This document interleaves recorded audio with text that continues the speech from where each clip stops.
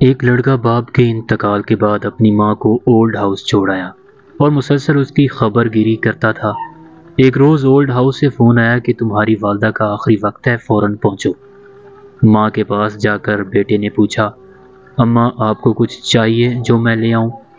ماں نے کہا، بیٹا یہاں اولڈ ہاؤس میں کولر خرید کے رکھ دینا، چونکہ بہت گرمی ہے اور یہاں رہنے والے لوگ بہت تکلیف و پریشانی میں رہتے ہیں۔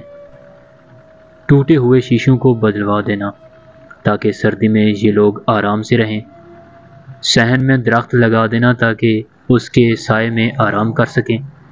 فریج میں اچھی غذا رکھ دینا، کتنی ہی راتیں میں بغیر کھانے کے سوئی ہوں۔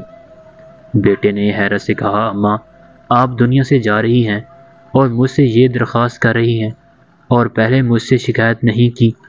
ماں نے کہا، ہاں میرے بیٹے، مجھے گرمی، سردی، بھوک، پیاس کی عادت ہے، لیکن مجھے ڈر ہے جب تیرے بچے ضعیفی میں تجھے یہاں لے کر آئیں تو تجھے تکلیف ہوگی، کیونکہ میں نے تجھے بہت ناز و نام سے پالا تھا۔